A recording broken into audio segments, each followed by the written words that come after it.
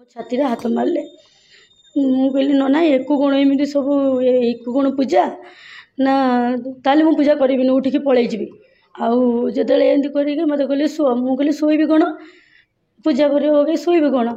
ମୁଁ ସେଇଠୁ କବାଟ ଦେଇଛନ୍ତି। ମୁଁ କହିଲି ହଉ, ମୁଁ ସେଇଠୁ ଶୋଇବା ଭିତରେ ମୋ ଲୁଗା ଯେମିତି ଟେକିଲେ ମୁଁ ରଡ଼ି କରିକିରି ତା ନନାଙ୍କୁ ପେଲି ଦେଇକିରି ମୁଁ କବାଟ ଖୋଲିକି ମୋ ସ୍ୱାମୀ ହେରିକା ଆଉ ଆମର ଦୋକାନ ପିଲାମାନେ ହିଁ ପଦାରେ ଥିଲେ।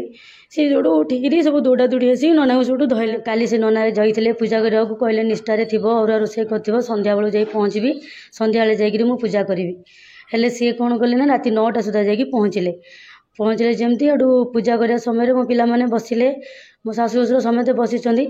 କହିଲେ ନାଇଁ ସମସ୍ତେ ପଦାକୁ ଯାଅ, ମୁଁ ଏକୁଟିଆ ତାଙ୍କୁ ମାଆଙ୍କୁ ପୂଜା କରିବି। ସେଠୁ କବାଟ ଦେଲେ, ବସିଲେ।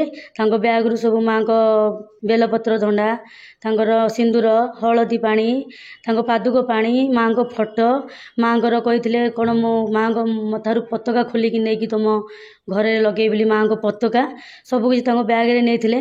ତା ବ୍ୟାଗରୁ ପୁଣି ବାହାରୁଛି ପକେଇକିରି କଣ୍ଡମ୍ ବାହାରିଲା। ସେଠୁ ଏକୁ ଯେଉଁ କ'ଣ କି ସେଣ୍ଟ ଗୋଟେ ସିଏ ବାହାରିଲା, କି ତେଲ ଗୋଟେ ତାକୁ ବାହାରିଲା, ଘିଅ ନେଇଛନ୍ତି ଡବା, ଘିଅ ବାହାରିଲା ସବୁକିଛି। ମୁଁ କହିଲି ନନା ପୂଜା କରିବାକୁ ଆସିଛ, ଆଉ ଏସବୁ କ'ଣ ନା ତୁମେ ବସ, ମୁଁ ପୂଜା କରିବି।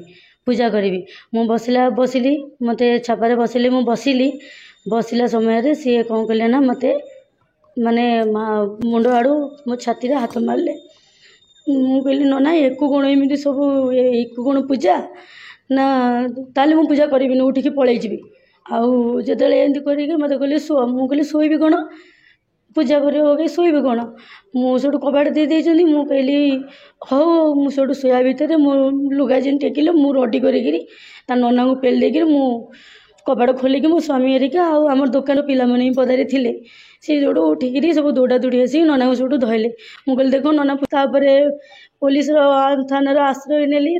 ମୁଁ ଥାନାବାଲାଙ୍କୁ ଫୋନ୍ କଲି, ଥାନା ଯାଇକି ପହଞ୍ଚିଲା, ନନାଙ୍କୁ ଆଣିକିରି ଆସିଲା।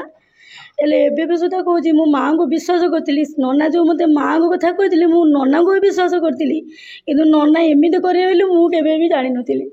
ହେଲେ ଏବେ ପୋଲିସ ଥାନାକୁ ଆସିଲା ପରେ ମୋ ସ୍ୱାମୀକି ଅଲଗା କେସ୍ରେ ଅଟକ କରିକି ରଖିଦେଇଛନ୍ତି।